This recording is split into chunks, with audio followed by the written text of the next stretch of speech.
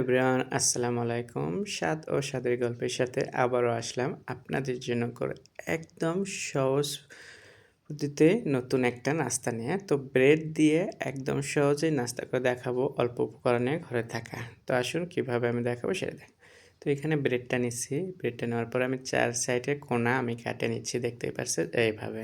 তো এই কোণাটা কাটার পরে আমি একটা কোণার তলে আরেকটা যে কোণা চিকন এটাকে আমি ঢুকিয়ে দেবো। এভাবে দেওয়ার পরে সুন্দর একটা ডিজাইন আসবে।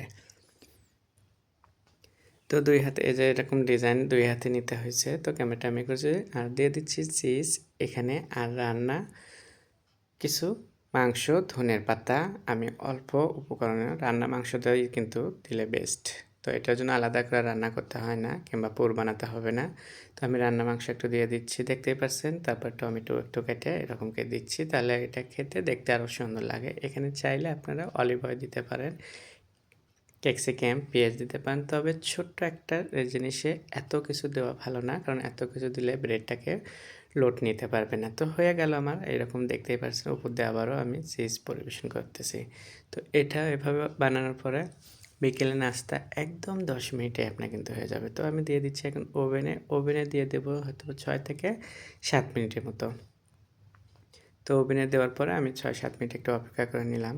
তো অপেক্ষার পরে আমি এটাকে বের করলাম। দেখেন কতটা সুন্দর আর দেখতে হয়েছে, খেতেও তেমনটা স্বাদ হবে। বাচ্চাদের এটা খুবই পছন্দের বিকেলের নাস্তা হিসেবে কিন্তু। তো আমার হয়ে গেল ব্রেডের বিকেলের খুব মজাদার নাস্তা। এখন আমি পরিবেশন করে দেখাচ্ছি। পরিবেশনটাও দেখেন আপনারা। আপনাদের কাছে ভালো লাগলে অবশ্যই বাসায় এটা ট্রাই করবেন। একদম অল্প সময়ে ঝামেলামুক্ত একটা কাজ দেখালাম আপনাদেরকে। আশা করি আপনাদের ভালো লাগবে। আপনাদের ভালো লাগলে আমার ফেসবুকে সাবস্ক্রাইব করবেন, লাইক কমেন্ট, শেয়ার করবেন। সবাইকে ধন্যবাদ।